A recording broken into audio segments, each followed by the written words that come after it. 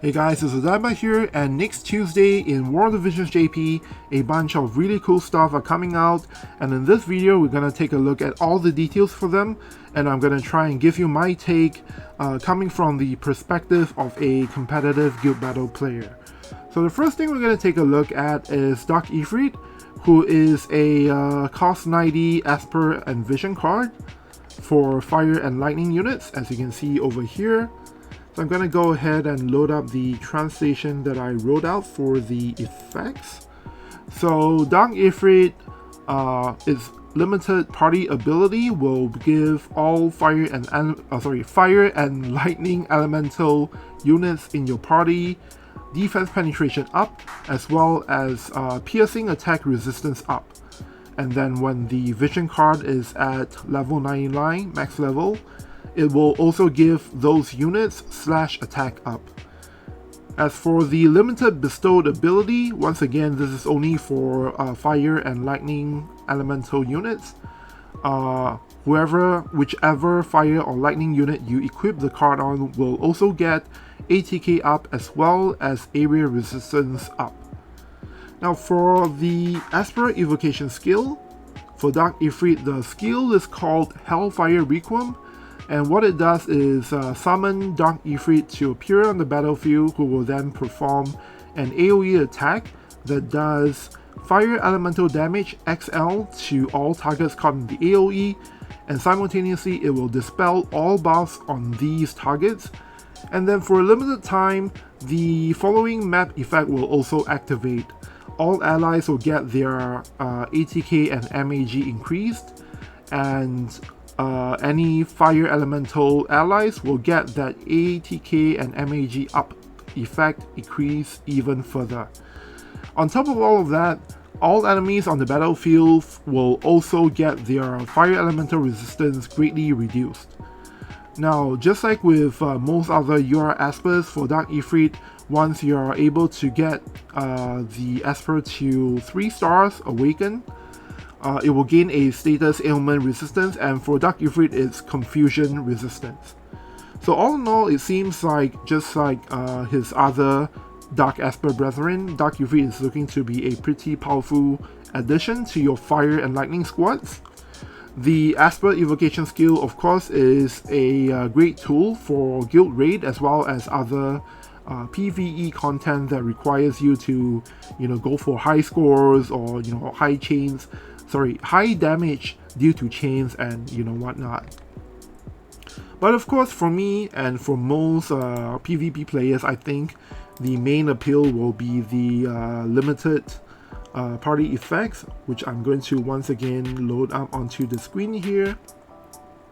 So for me, personally, my fire team is no longer relevant in JP, but I do have a great lightning physical, lightning missile team. And this card, obviously, if you're going to run any kind of fire squad, really, any kind of fire physical squad, fire evade and other permutations, obviously Dark Ifrit is going to be great for them. But for me, the other really powerful side of it, the lightning side of it, is also incredible. Can you imagine, for lightning missile, as strong as it is, it's going to get even better once you put a bunch more of defense penetration on them with this vision card. Now we know from Snow's vision card that the defense penetration effect on a single vision card can go up to as high as 25. So we know that for Dark Ifrit, surely the effect over here, the defense penetration up, is going to be at least 25. But since it's a Dark Esper, there's a chance that it could even go up even further than that. We'll have to wait until Tuesday to find out. But for me, definitely I want to get this card. I want to pull this card as long as, hopefully I won't have to go down to Pili. But I will definitely try pulling for this card, because I know that, for example, for Cloud, as a baseline, in one of his passives, he already has 60 defense penetration. And you can go ahead and get that number up to 80 or 90 by using trust stones and other sort of equipment. If you have a trust stone with 10 defense penetration as a passive, and then if it's a attack, or rather assault truststone set, then that's all the way up to 80 already. And then with this vision card, as long as this number for defense penetration up is more than 20, then Cloud is, essentially ignoring all defense on enemy targets. And again, this effect is not just, obviously it's not just for Cloud. It will also, give a bit of damage boost to Frederica and Lightning as well. So I'm excited to see, how much more damage the Lightning Missile teams will put out. And on top of that, the piercing attack resistance up is going to help with, in particular, wind teams with the Wind Glaciala unit. Of course, with Earth units, or rather Earth attack teams, we have Oberon to worry about. But since, if we're talking about Lightning Missile team, right, Oberon is going to decimate them as soon as he is able to get into range. So I don't think the pierce resistance is going to help much against Oberon, but if we're talking about Flag Bearer Glaciala, then definitely the piercing resistance is going to help them quite a bit. And then, as a sort of bonus to all of that, the slash attack up is going to be well, it's not going to be as good as the other stuff, but for Lightning and Cloud, when they get in close, they do sometimes use their slash attacks. So this is going to be a nice bonus for them, and if you use Orlandu, then this card could potentially, even increase Orlandu's damage potential even further. So that's the main reason why I want to get this card, not really because of the fire side of things. Although I guess if you run a strong fire evade team, or if you plan to pull for Yuffie and pairing her up with Valentine, Ildira, and Psaro, then obviously you want to get this vision card as well, just to maximize your damage potential. Alright, so that's it for the Dark Ifrit card. We're gonna go on and look at the other vision card that's coming out at the same time. And that's the Final Fantasy VII Remake Integrate Collaboration Vision card. This one is called New Cogwheels of Fate. This is a free UR Vision card. Anybody who logs into the game starting, whenever this quest goes live in global, but for JP it's next Tuesday.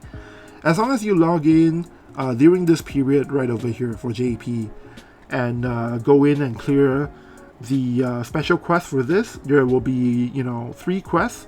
If you clear quest number 1, you will get the card right away, and then after that, if you clear quest number 2 and number 3, if you actually are able to complete all of the quest missions, then you will straight away gain enough shards to take the vision card all the way up to max level. But if you can't, if it's too difficult for you, the good thing is you can also just repeatedly farm quest number 2 and number 3 to get shots that way. So they are, basically leaving no one. They're basically leaving no one behind. As long as you play the game during this period, you're almost guaranteed to be able to get shards for the new FF7 vision card, and you can complete it for sure. We'll talk about the effects on a bit because it's actually written in a separate page on a separate game notice, and it's this one right over here. But before we talk about the effects, I'm going to talk about Yuffie as a unit first. She's also coming out next Tuesday in JP, and she is a cost 90 fire unit with the main job of Shinobi and the sub jobs Operative and Dragoon. Now, I believe from Operative, her job level 12 skill is Triple Blind, and then for Dragoon, her job level 12 skill is Dragon Dive. For Yuffie's Limit Burst, it is a single target attack that will increase for 3 turns defense penetration up on Yuffie before doing 3 hits of consecutive hits of damage L to the target. And then after all of that, it will also buff Yuffie with a 3-turn agility up. And then for the second ability that is described here, this one is also a single target attack, range 3. And what it does is, it's a pretty simple skill. All it does is remove protect on the target before performing Fire Elemental Damage L. And finally, the last ability that has been disclosed to us is this self-buff move over here. This one actually has a pretty cool new mechanic to it. So what it does is when you activate the buff on Yuffie, she will gain for 3 turns a evasion up against piercing attacks, and then on top of that she has a second, or rather she has a second buff effect on her, which will allow her to ignore the guaranteed hit portion of moves. So basically, after she casts this buff on herself, anytime that an enemy unit comes in and use a guaranteed hit move on her, the game will basically ignore the guaranteed hit part of the move and go ahead and calculate the accuracy of that unit to see if the move will hit Yuffie or not. But of course, that effect is not forever. It only lasts for 3 turns, so that's how they are going to balance that effect. Nevertheless, it's a really powerful thing, and it's something that I expect we will see more and more in the future for other evade units. Now, for Yuffie's master ability, she gets the same thing as other fire units. For fire allies, everyone will get max HP plus 10%. On top of that, they also get fire elemental ability plus 15. For Yuffie herself, she gets slash attack resistance penetration plus 15, as well as evasion plus 5. At the end of the day, I think we really have to wait for Yuffie's full kit to be able to tell how good of a unit she is. But so my speculation is that because Yuffie has this new mechanic thing that allows her to ignore guaranteed hit for 3 turns, my guess is because she has this, they're going to make her not as strong as Psaro currently is right now. Because if they do make her just as strong or even better than Psaro, and then on top of that, they give Yuffie the only unit in the game right now to have this new thing where she can, ignore the guaranteed hit portion, of guaranteed hit moves, then, why do you even need Psaro or Valentine Ilderer, right? So my guess is she's going to be pretty good because of this new mechanic, but probably not as good as Psaro. But we'll have to wait until Tuesday to find out. And then for the vision card, once again, I think the name is something like New Cogwheels of Fate. This is basically a evade support card, and it is a weapon limited vision card, meaning that the effects given out in the limited party ability will apply only to units that can equip certain weapons. In this case, let me see, right over here. In this case, the vision card effects are for units whose main job allows them to equip swords, the subset of warrior and others, axes, ninja blades, or rods. Only the rod users who are under the subset of black mage and others will be able to get the effects here. So as for the effects themselves, all these units will get basically obtain AP up, critical damage up, and then when the vision card is at its maximum level, all these units will also get evasion up. And then for the bestowed ability, it has no activation requirement. So any unit that you put this card on will automatically get ATK up as well as single target unit resistance up. But really, nobody is going to equip the vision card over here just for the ATK up and unit resistance up. Of course, the only reason you would run this is for the evasion, right? And those effects will be applicable only to the units I've listed right over, I think it's this one over here, yeah. So as you can see here, I'm going to activate a little arrow to help me point at things. As you can see over here, the vision card will basically allow all of the evade units in the fire element to get a bunch more evasion, as well as the evade units in Earth, Frederica, Halloween, Ketone, and Zazani Unkillable. as well as a bunch of units in the water category, the water element teams. Shunak, we have Farm. I think Tidus can also be built as an evade unit, right? I'm not sure of that. But with this vision card and some other VCs, of course, and these 3 units, you could potentially put together a really interesting water evade team. And then for light evade, we have, of course, Violet, Summerkill Faye, and I think Ramza can be, Ramza can definitely be built as an evade unit. Although, obviously, for light evasion, these 3 units, outside of Violet, these 3 units, or rather these 2 units, are not exactly the strongest evasion units you can run. But still, hey, if you run these three particular light evasion units for some reason, then this card is going to help you do that. And then finally, for the dark element, we have Renel and Shadowlings representing evade.